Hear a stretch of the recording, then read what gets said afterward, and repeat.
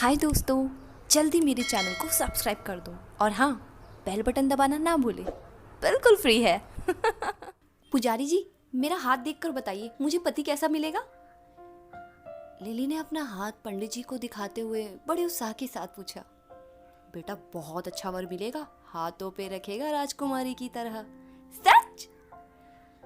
Lily ये बात सुनकर बहुत खुश हो गई और पंडित जी को दक्षिणा देकर मंदिर से घर की ओर चल पड़ी। लिली बहुत जॉली नेचर की थी, पर उसके सपनों की दुनिया एकदम फिल्मी। हर दिन सपने सजाती और अपनी इमेजिनेशन में एक अनजान चेहरे को देखती कि वो उसे बहुत प्यार करता है, उसके नखरे उठाता है। एक सुबह लिली को देखने लड़के वाले आए। लड़के के माँ और पिताजी। बस लिली को देखते ही उस लड़के के माँ पिताजी ने पसंद कर लिया। लिली अपने होने वाले पति को कब से देखने के लिए बेचैन थी, तो उसने अपनी बहन को इशारे में कहा कि वो पूछे। लिली की बहन ने भी सवाल कर दिया, आंटी वो सब तो ठीक है, पर आपके बेटे नहीं आए। लड़के के माँ पिताजी ने थोड़ा सोचते हुए उत्तर दिया, अब बेटा वो आज उसकी एनआरआई गेस्ट के साथ मीटिंग है, इसीलिए, पर हम फोटो लाए हैं। फोटो सबने देखी और सबने अपने अपने कमेंट भी दिए। लिली शर्म के मारे कह नहीं पा रही थी कि उसे भी अपने होने वाले पति की फोटो देखनी है। सबके जाने के बाद सबसे पहले लिली ने फोटो उठाई और जैसे ही उस चेहरे को देखा, वो उसकी सुंदरता में खो गई। बिजनेस टाइकून, स्मार्ट, गोरा रंग, हल्की बियर्ड, बस उस चेहरे पर हंसी नहीं दिख रही। फिर भी लिली की हाँ के बाद रिश्ता तय हुआ। नमस्कार दोस्तों, मैं अलका ठाकुर स्वागत करती हूँ आपका मेरे चैनल में, जहाँ हम सुनते हैं प्यार भरी कहानियाँ हमारी यादों की डायरी से। लिली की मंगनी थी आज। रात के 9 बजने आए। लिली बेचैनी से उमेश का इंतज़ार कर रही थी। तभी ब्लैक कोट पैंट पहने उमेश वहाँ पहुँचा। अरे बेटा, तेरी सगाई है, आज तो कुछ ढंग का पहन लेता, यहाँ मीटिंग नहीं है। माँ, मेरे पास वक्त नहीं है, प्लीज जल्दी रस्में शुरू करो आप। लिली उमेश को ही देख रही थी। उसकी पर्सनैलिटी और एटीट्यूड से लिली इम्प्रेस हुए जा रही थी। जैसे ही उमेश ने लिली को अंगूठी पहनाई, वो वहां से जल्दी में जाने लगा। अरे उमेश, कहाँ जा रहा है? बेटा तेरी मंगेतर को तो रिंग पहना। सब हंसने लगे, पर लिली को बहुत अजीब लगा। ऐसा भी क्या बिजी है कि सगाई नहीं करनी।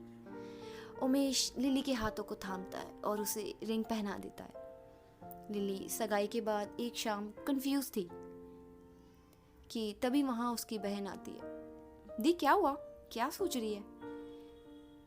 लिली की बहन ने उसे कंधे पर हाथ मारते हुए कहा, कुछ नहीं पंकु, ये उमेश सड़ू नहीं है थोड़ा? एटीट्यूड देखा उसका, कल इतना बिजी और मुझे एक नजर नहीं देखा उसने। अरे दी, तू ज्यादा सोच रही है, मुझे तो जीजू बहुत कूल लगे। अब कुछ दिन में तेरी शादी है, खुश रह, तेरे सपनों का राजकुमार जो मिल गया है तुझे। लिली शर्मा दी। शादी का दिन आया। दोनों की शादी सारी रस्मों के साथ हुई। उमेश लिली के साथ कार में बैठा विदाई के वक्त भी अपनी मीटिंग को लेकर डिस्कस किए जा रहा था फोन पर, और लिली रोई जा रही थी। विदाई के वक्त लड़के की आंखें और उसका गला आंसुओं से भरा होता है। उमेश ने उसे एक बार भी नहीं कहा कि तुम आंसू पोंछ लो, और ना ही उसकी तरफ देखा। घर पहुंचते ही घर के मेन गेट पर उमेश की माँ खड़ी थी, लिली की आरती उतारने के लिए, अपनी नई बहू का स्वागत करने के लिए। उमेश सीधा अंदर चला गया, लिली को वहीं अकेला छोड़कर। लिली को बहुत बुरा लगा। आओ बेटा, ये तो पागल है, हर वक्त बिजनेस मीटिंग, बस इसे यही सूझता है। लिली अपने कमरे में जाकर उमेश का इंतज़ार करने लगी। तभी कमरे में लगी उमेश की फ़ोटो को निहारती हुई लिली शर्मा रही थी। उमेश जैसे ही अंदर आया, उसने लिली से कहा, तुम्हें सोना नहीं है क्या? लिली ने उमेश को देखा और बेड पर जाकर बैठ गई। जी वो, मैं आपका इंतज़ार कर रही थी। क्यों? मेरा इंतज़ार क्यों? बहुत रूडली उमेश ने लिली से कहा। लिली चुप हो गई। फिर भी उसने हिम्मत करके उमेश से कहा, जी वो, आज हमारी सुहागरात है और सगाई से लेके आज तक हमारी फ़ोन पर भी कोई बात नहीं हुई।